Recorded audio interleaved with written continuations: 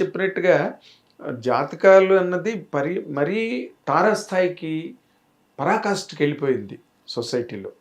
అందరూ వచ్చి యూట్యూబ్లో విపరీతంగా చెప్పేసి వాళ్ళ పర్సనల్ లైఫ్ లాగి బయటికి లాగి వీళ్ళ ఫేమస్ కోసం.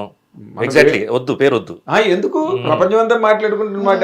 అంత ఇంపార్టెన్స్ ఇవ్వాలని బ్రహ్మ పదార్థం అదేదో లేదు, మనం ఎందుకు ఇంపార్టెన్స్ ఇవ్వాలని అవన్నీ చెప్పి బయటికి జాతకాలు చూసి చేసినవి కూడా చాలా మట్టుకు ఎంతమందో విడిపోతున్నారు. ఎక్కడో point of డిస్అగ్రిమెంట్ and point of differences ఇవన్నీ వచ్చిన వాళ్ళు కాదండి. అది మధు చెప్తుంటది, ఇప్పుడు ముందైతే కలిసి ఉండడానికి ప్లాన్ చేసేవాళ్ళు, ఎలాగైనా కలిసి ఉండాలని దానికోసం ప్రయత్నం చేసేవాళ్ళు. ఇప్పుడు ఏంటి, ముందే లేకపోతే ఏముంది 2 days విడిపోతాం ఏముంది అన్న మైండ్ సెట్ లోనే వస్తున్నారు. అంటే పెళ్లి చేసుకోవడమే ఆ మైండ్ సెట్ తోనే చేసుకుంటున్నారు. ఇట్స్ ఓకే, డివోర్స్ అవుతుందేమో, వర్కౌట్ చేసినన్ని రోజులు చేద్దాం, డివోర్స్ అయినా ఓకే అన్న మైండ్ సెట్ ప్రిపేర్ అయ్యి వస్తున్నారు. బట్ ఐ డోంట్ నో, మేము అది ఆల్ కైండ్స్ సర్వైవ్ అయ్యాం. ఫైనాన్షియల్ స్ట్రగుల్ సర్వైవ్ అయ్యాం, మా ఇద్దరి మధ్యలో డిస్టర్బెన్సెస్ సర్వైవ్ అయ్యాం, సెకండ్ ప్రెగ్నెన్సీలో కాంప్లికేషన్స్ సర్వైవ్ అయ్యాం.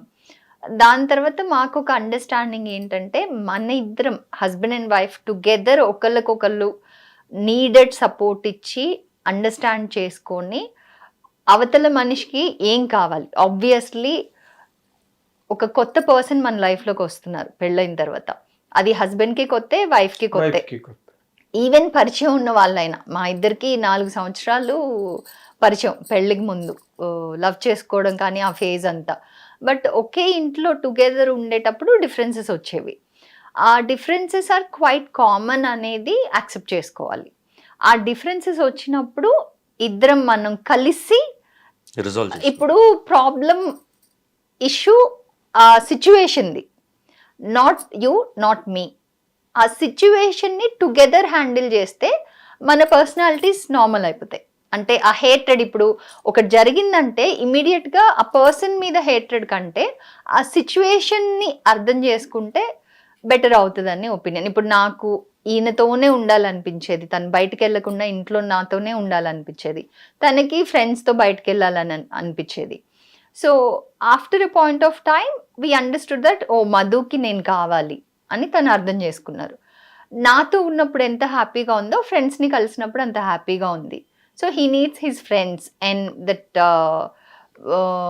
ఎలా చెప్పాలి, ఆ సోషలైజింగ్, కొంచెం అందరితో కలిసి, సో అలా అందరితో కలిసి మాట్లాడడం, అవన్నీ తనకి ఇష్టమైన ఫ్రెండ్స్తో టైం స్పెండ్ చేయడం అనేది తనకి ఇష్టమైంది.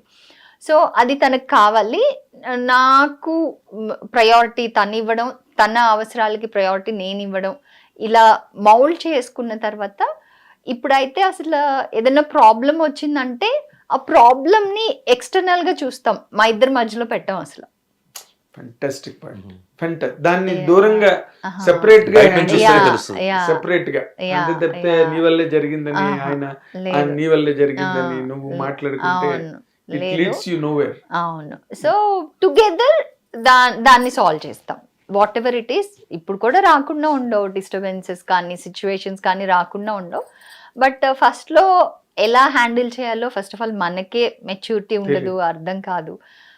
మనం with life we also learn.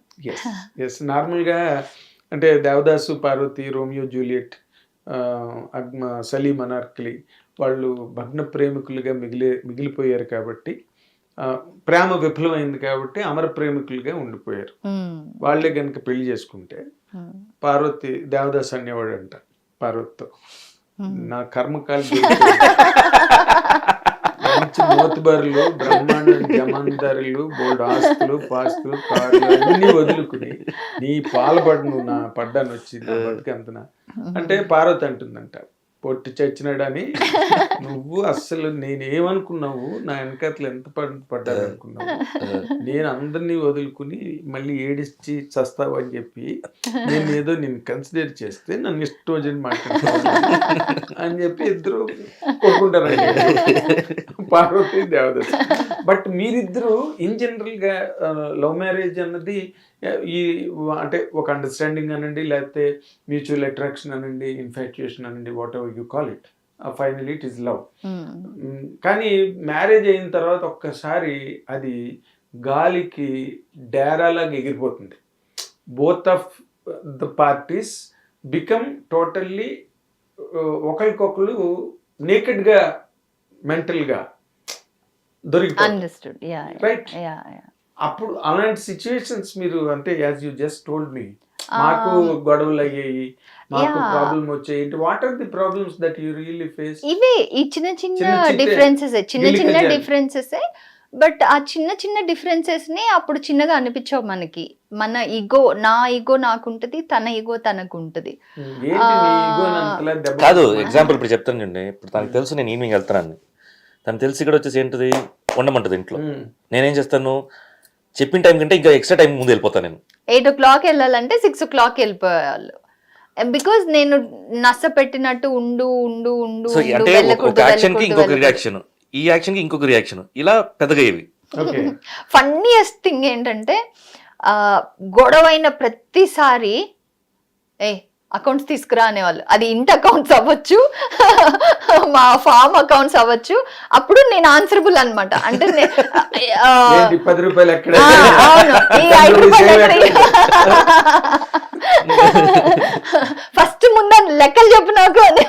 అంటే ఫైనాన్షియల్ గా థ్రెటన్ చేస్తారు. సో ఊరికే అది నువ్వు గ్రహించావా ఇది ఇంత మాయ నాటకం ఇదంతా నన్ను అని?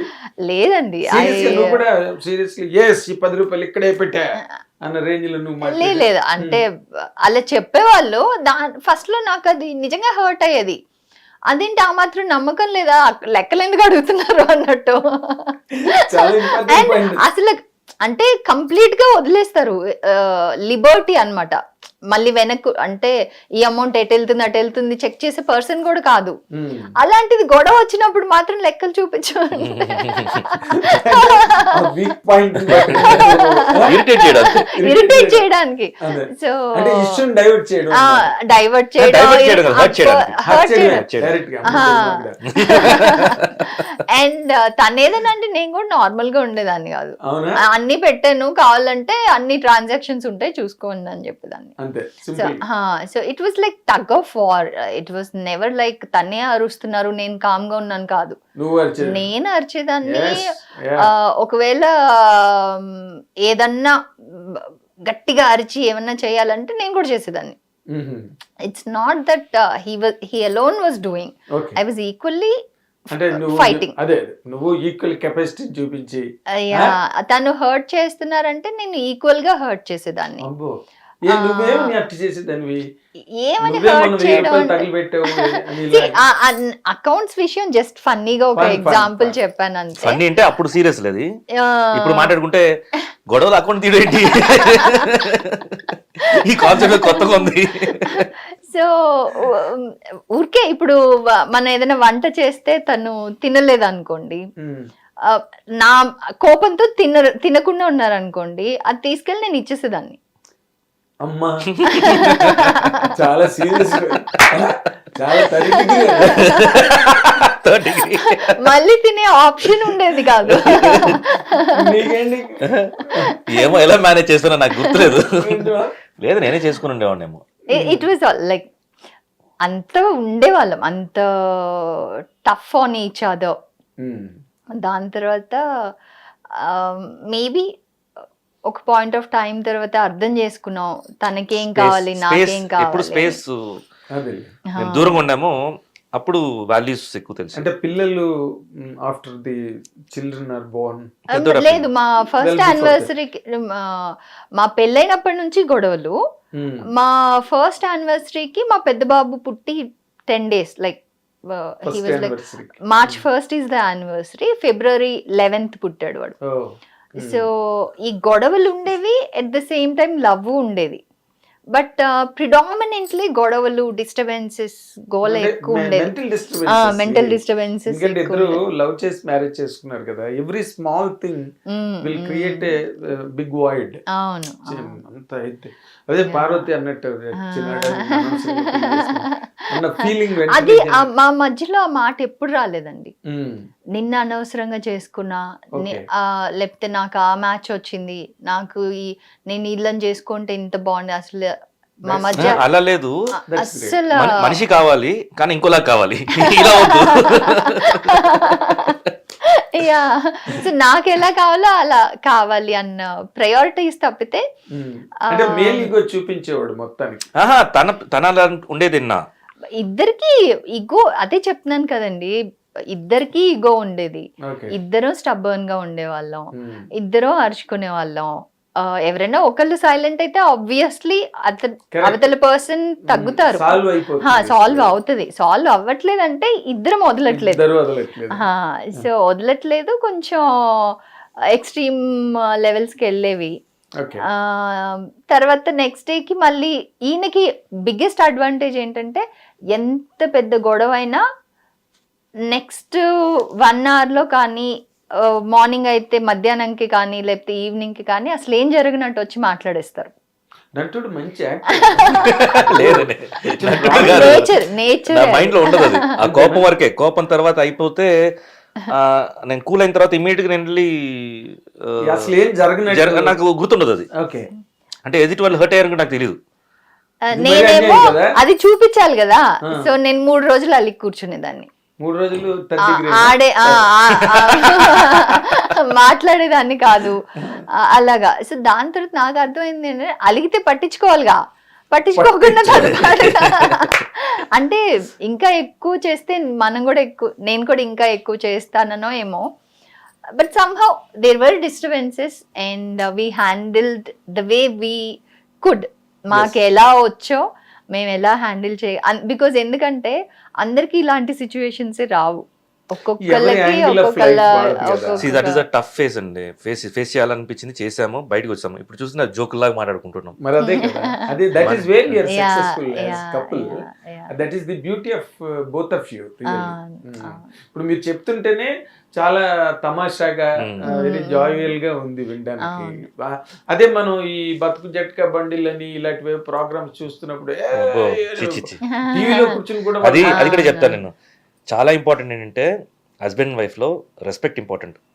ఒకరి మీద ఒకరు రెస్పెక్ట్ ఉండాలి, మ్యూచువల్ రెస్పెక్ట్ ఉండాలి. అప్పుడే ఆ రిలేషన్షిప్ స్ట్రాంగ్ గా ఉంటుంది. అది ఏ రిలేషన్షిప్ అయినా సరే, అమ్మ కొడుకు రిలేషన్షిప్, నాన్న కొడుకు relationship, any relationship, even friends లో కూడా ఒక చిన్న రెస్పెక్ట్ ఉంటేనే దానికి ఇంకా డూ లాగా బౌండ్ అవుద్ది. అవును, కలిసి ఉండగలుగుతాం. బేస్ ఫ్యాబ్రిక్ రెస్పెక్ట్ ఉండాలి. ఆ రెస్పెక్ట్ లేక ఎప్పుడు పోయిందో ఇంకంతే అన్ని నువ్వు రారా పోరానే. ఓకే, అవును, 100%. ఇప్పుడు ఇన్ జనరల్ గా నీ వైపే ఎక్కువ దుర్మార్గాలు నాకు కనిపిస్తున్నాయి. మీరు ఫిక్స్ అయ్యారు కాబట్టి. తనేదో పాపం ఒక్కసారి నువ్వు తిన్నంటే ఒక్కసారి తరిగి ప్రయోగించింది, భోజనం బయట ఇచ్చేసారి. బట్ ఇన్ జనరల్ గా తక్కువ వాటిలన్నిట్లో కూడా నువ్వు రాజనాల్లాగే కనిపిస్తున్నావు నాకు.